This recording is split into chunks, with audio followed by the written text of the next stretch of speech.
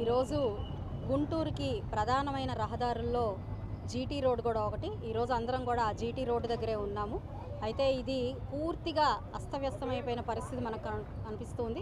ఈ రోడ్డు అంతా కూడా శిథిలం అయిపోయి ఒక సంవత్సరం అవుతుంది.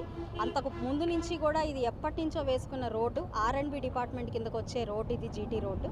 అయితే సంవత్సరంన్నర క్రితం గౌరవ చంద్రబాబు నాయుడు గారు పాట్ హోల్ ఫిల్ చేయాలి అని చెప్పి ఇచ్చిన నిధులతో ఈ రోడ్ని కంప్లీట్గా ప్యాచ్ వర్క్స్ చేసుకోవడం జరిగిందండి.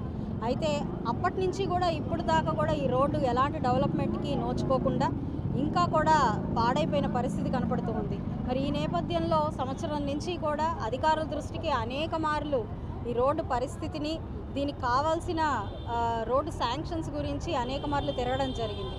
అయితే మన కార్పొరేషన్ వాళ్ళు ఈ రోడ్డుని R&B డిపార్ట్మెంట్ కింద ఉన్నప్పటికీ మున్సిపల్ కార్పొరేషన్ లిమిట్స్లో చేద్దాము అని చెప్పి సత్సంకల్పంతో కౌన్సిల్లో రెజల్యూషన్ కూడా తీసుకొచ్చి చెయ్యాలి అని చెప్పి వాళ్ళు నిర్ణయించుకున్నారు. కనీసం ఎన్క్యాప్లో పెట్టైనా ఈ రోడ్ని పూర్తి చేయాలి అని చెప్పి నిర్ణయించుకున్నారు. మరి కారణాలు ఏమయ్యాయో, సమీకరణాలు ఎక్కడ దెబ్బతిన్నాయో తెలియదు, కానీ ఈ రోడ్డు మాత్రం ముందుకు వెళ్ళని పరిస్థితి అలాగే ఉంది.